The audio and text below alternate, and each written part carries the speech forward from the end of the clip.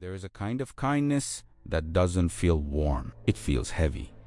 It shows up as obligation, as pressure, as that quiet discomfort in your chest when you think about saying no but don't. You tell yourself you're being a good person, understanding, reasonable. You ignore the tension because kindness is supposed to feel right, but somehow you feel drained afterward.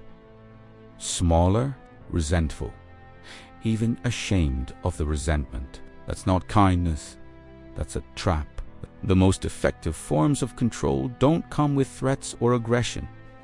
They come wrapped in politeness, in expectations, in unspoken rules about who you're allowed to be. Guilt is the currency, and being nice is the disguise. No one forces you, no one raises their voice. You comply willingly because not complying feels wrong. This is why intelligent, empathetic, self-aware people are often the easiest to manipulate. Not because they're weak, but because they've been conditioned to associate self-sacrifice with virtue and boundaries with selfishness. And once guilt is installed, it doesn't need to be enforced. You enforce it yourself. You replay conversations. You second-guess instincts. You override your own needs to keep the peace, all while telling yourself this is what good people do. But here's the uncomfortable truth. Genuine kindness never requires you to betray yourself. When kindness consistently costs you your time, energy, voice, or identity, something else is happening. Now let's expose how guilt actually works psychologically, how it's planted. Why it is cheeks and why breaking free feels so difficult even when you know something is wrong. Guilt doesn't arrive suddenly. It's installed slowly. It begins with subtle expectations, with phrases like, "I thought you didn't understand," or "You're the only one I can rely on." Nothing aggressive, nothing overt, just enough emotional framing to make resistance feel cruel. Psychologically, guilt works because it hijacks identity. You don't comply because you agree. You comply because not complying threatens who you believe you are. Good people don't disappoint. Good people don't say no. Good people don't prioritize themselves, at least not openly. Once that belief is in place, control becomes effortless. The person using guilt doesn't need to demand anything. They only need to suggest. Your mind does the rest. You imagine the disappointment, the awkwardness, the silent judgment. And to avoid that discomfort, you give in before anyone even asks. This is why guilt is so powerful. It bypasses logic and goes straight to self. You're not responding to a request. You're defending your identity. And the more empathetic you are, the deeper this mechanism runs. Empathy allows you to feel what others might feel. Guilt weaponizes that ability against you. It turns imagination into obligation. Over time, a pattern forms. You anticipate needs that weren't stated. You apologize for boundaries you haven't set. You feel responsible for emotions that aren't yours. And slowly, your choices stop feeling like choices at all. The most dangerous part is this. Guilt feels moral. It disguises control as conscience. So even when exhaustion sets in, you tell yourself it's your duty, that pushing back would make you selfish, cold, unkind. Now let us confront why. Saying no feels so painful under guilt. Conditioning why your body reacts with anxiety, even when your mind knows you're being used. When guilt has done its job, saying no doesn't feel like a decision anymore. It feels like a violation. Your body reacts before your mind can intervene.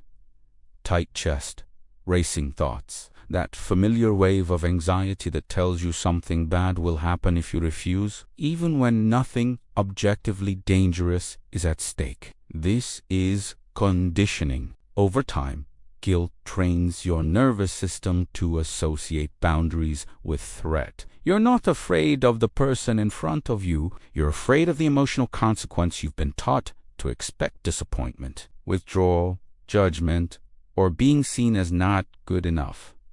So your body pushes you toward compliance. You say yes to avoid tension. You explain to soften the refusal you never give. You overcompensate so no one feels uncomfortably except you.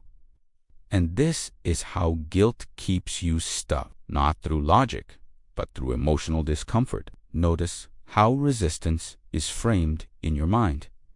It's rarely neutral. It sounds like I don't want to hurt them. They'll think I've changed. I should be more understanding.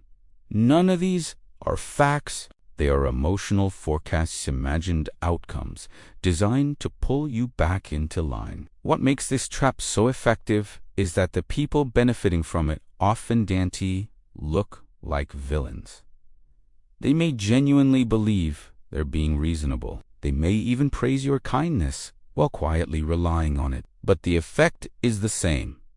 Your time disappears. Your energy drains. Your identity blurs around other people's expectations. And resentment builds not because you're cruel, but because your needs are consistently overridden. Now let's draw a sharp line between real kindness and control, disguised as kindness, and show you the signals that reveal when guilt is being used against you. Real kindness expands you. Weaponized kindness slowly erases you. The difference is subtle, which is why so many people miss it. Genuine kindness is offered freely. It doesn't demand consistency at your expense. It doesn't punish you for having limits. It allows space for choice, refusal, without emotional consequences. Manipulative kindness does the opposite. It keeps score. It remembers sacrifices. It treats your empathy like a resource that belongs to someone else. The moment you hesitate, the tone shifts. Disappointment appears.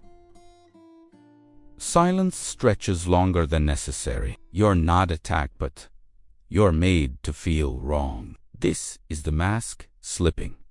True kindness respects autonomy. Control disguised as kindness requires compliance. Pay attention to how boundaries are received. When someone reacts to your no with guilt, sulking, or moral pressure, they are not responding to the boundary, they are responding to the loss of control. And notice this. They rarely ask directly. They imply, they hint, they remind you of past favors or shared value. They make it about who you are, not what they want. That's the tell. If kindness were mutual, your needs would matter too. If care were genuine, your exhaustion wouldn't be ignored. If the relationship were healthy, saying no wouldn't feel like betrayal. This isn't about labeling people as malicious. Many guilt-based dynamics are learned, not calculated. But intent doesn't erase impact. If someone's kindness only feels good when you comply, it's not kindness, it's leverage. Now let's confront the real cost of living inside this trap, what guilt slowly steals from you over time, and why so many people don't realize what they've lost until years have passed. The cost of the kindness trap is not immediate. That's why it's so dangerous. It doesn't take something from you all at once. It takes a little repeatedly until you no longer recognize the shape of your own life. At first, it's just fatigue. You're tired more often. You feel stretched thin, but you tell yourself it's temporary. You assume once things settle down, you'll rest. Then it becomes resentment, quiet resentment. The kind you don't voice because it doesn't feel nice. You start noticing how often your needs are postponed, how rarely they're considered without you reminding people. Eventually, it reaches identity. You stop asking what you want. You stop trusting your instincts. You measure yourself by how useful you are to others. This is the real theft of guilt-based kindness.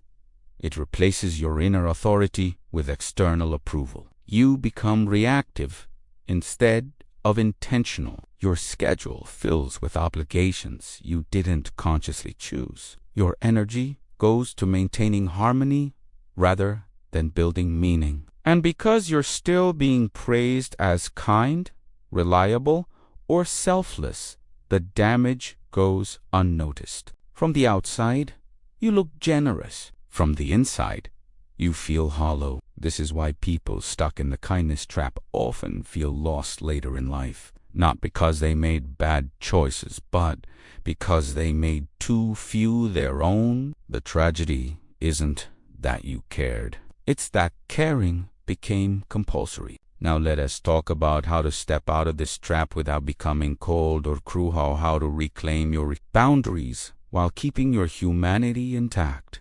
Breaking free from the kindness trap does not require becoming hard, distant, or unfeeling. That's the lie guilt wants you to believe, that the only alternatives are self-betrayal or cruelty. There is a third option: quiet self-respect. You stop explaining yourself. You stop justifying boundaries. You stop negotiating your worth. Not aggressively, calmly. Guilt loses power the moment you stop arguing with it. When you no longer try to prove that your needs are reasonable, the trap collapses. You begin to act from clarity instead of obligation. Real kindness survives boundaries. Control does not. Watch what happens when you say no without apology, when you pause before agreeing, when you let disappointment exist without rushing to fix it. The people who cared about you adapt. The people who depended on your guilt resist. That resistance is information. You don't need to announce a new version of yourself. You don't need speeches or confrontations.